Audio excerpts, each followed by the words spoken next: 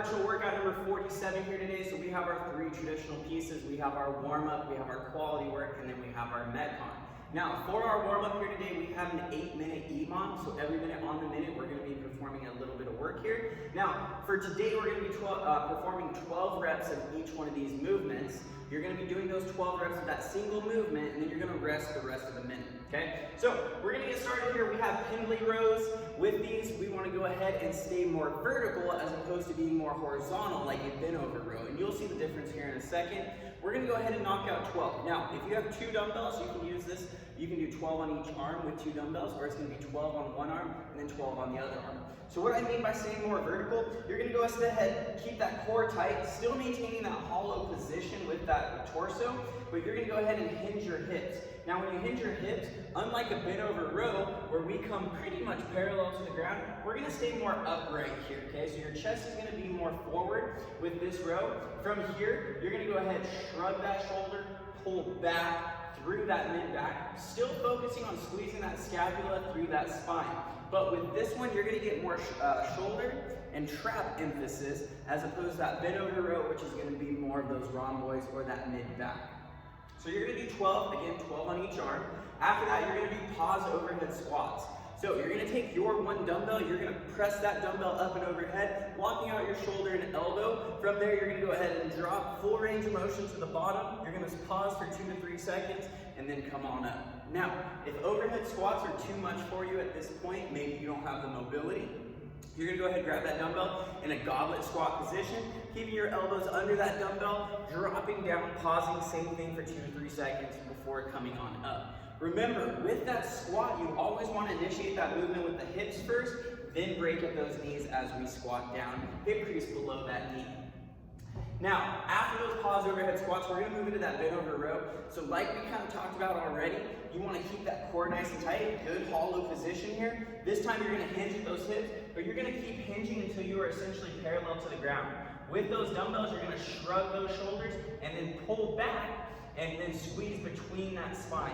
Again, you will feel the difference here between this one and that first row, where this emphasis is going to be more mid-back as opposed to that true upper back and trap. After that, we get a little opportunity to get that heart rate elevated. We're going to go ahead and do 12 burpees. So remember, we have options on our burpees. You're going to go ahead and come down to the ground, placing those hands down. You can step out, bring your chest and thigh to the ground, step up, or you can jump out, chest and thigh to the ground, jump up, and then jump at the top. So again, this is your opportunity to get that heart rate elevated, get you guys moving. So you're going to go through each one of those twice for our warm-up here today. Now, after that, we're going to move into our for completion or our quality work here. We're going to go ahead and start with some goblet reverse lunges. So you're going to go ahead and take your dumbbell in that goblet position. From there, you're going to go ahead and step back into that lunge stance. Now, we should be about shoulder width apart here in that lunge stance. You're going to drop that knee down to the ground and then step on up at the top, meeting that forward leg. So when we look at us from the side here, we want to see that 90-degree angle on that front leg, 90-degree angle on that back leg, and also that 90-degree angle at the torso staying nice and upright. You're going to go ahead and do 5 of these on each side, on each leg, okay? We're going to do 3 sets of that. If you have a heavier weight, you could also use your plate. If that dumbbell is not challenging enough, you can bear hug that plate to add some more resistance to that. Now, after that, we're going to go plank transitions. So 4 sets of 15 here. This is coming from your elbows to your hands.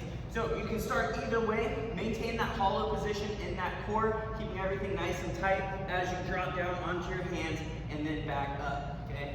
Now, tempo. If this is easy to do 15 plank transitions, add that tempo. Go a little slower. Pause at that plank for 5 to 10 seconds, then come on up. Pause at the top for 5 to 10 seconds before coming down, okay? So those are just some ways we can make this a little bit more difficult, okay? Now, after that, we have pull-ups or unilateral rows. We're looking for 5 sets of 20 here. So if you have access to a pull-up bar, again, going for 20 pull-ups. That pull-up is chin above bar. This can be strict or kipping or butterfly. We really don't care at this point, okay? We just want that full range of motion. Now, if you do not have that access to that rig or pull-up bar, whatever it might be, we can do unilateral rows. So taking your dumbbell here, you want something that you can support yourself on. This could be be a chair, this could be your couch, it could be a wall, it could be pretty much anything. You're gonna go ahead and place one hand down there. Whichever hand you place on that support, that same leg is gonna go forward. You're gonna keep that back nice and straight. You're gonna shrug that shoulder, squeeze between that scapula and spine as you come up and down. Now, when you're pulling this dumbbell up, you wanna pull towards the bottom of your rib cage, not up towards your shoulder. Again, 5 sets of 20. For the unilateral row, it's gonna be 20 on each arm. Now, finishing up our workout for today, we're gonna go ahead and move into our intervals. This is for rounds and reps. This is a 15-minute AMRAP, so as many rounds or reps as possible in 15 minutes. We're gonna go ahead and start with 20 dumbbell farmer hold alternating reverse lunges. That's a lot to say, right? So let's go ahead, let's break this down. Farmer hold alternating reverse lunges. So you're gonna hold this in a farmer position or a farmer carry position. So if you have one dumbbell, which most of us do, you're gonna do this with a single dumbbell, so a unilateral farmer hold. From here, you're gonna alternate legs as you do our reverse lunges. So we're gonna step back. Now, we've already talked about lunges today. Remember, 90 in the front and back and 90 at the torso. You're gonna alternate each time for 20 straight through. This is gonna be an easy count, not 20 on each leg, but 20 total. After that, we're gonna go into 10 single arm devil presses.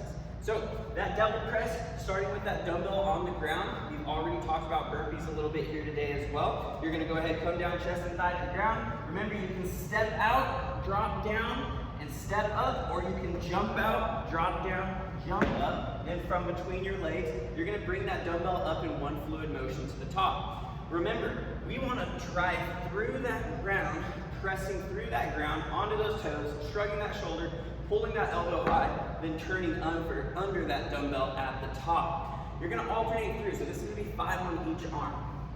After that, you're gonna go back to those 20 dumbbell farmer hold reverse lunges, okay? Once you complete that second set of 20, you're gonna rest for 1 minute. Then the workout switches up here a little bit. You're gonna go into 10 single arm dumbbell double presses, 20 dumbbell farmer carry reverse lunges, and then 10 single arm dumbbell double presses. Once you finish that, again, you're gonna rest 1 minute, then you're gonna come back up to the top. So both these sections right here will comprise of 1 round. So you're gonna try to get through that as many times as possible in 15 minutes. Let's talk about intensity here. Now, those reverse lunges, that's not gonna necessarily get that heart rate super spiked, but what that's gonna do is work more on that muscular endurance. Now, that heart rate is gonna get elevated there. What's really gonna get this heart rate spiked is that 10 single arm double presses. That burpee motion and then throwing in those the dumbbell with the snatch makes this a very difficult movement. This is where that heart rate's gonna elevate. So try to keep that heart rate under control on the 20 dumbbell reverse lunges, and then really go for broke on the double presses. So go as hard as you can on those double presses, and then try to bring that heart rate back down when you move into the farmer hold reverse lunges. You have a minute of rest in there, so this is that opportunity to work on that recovery. Focus on your good breathing. Now that second section, we have a more emphasis on those double presses, which remember is the harder movement. So this time you're gonna need to slow those double presses down just a little bit, and then try to speed up that middle section with those farmer lunges, okay? So let's have some fun with this one. Let's get these scores posted to TRIIB, videos posted on Facebook, and we'll see you guys here in the box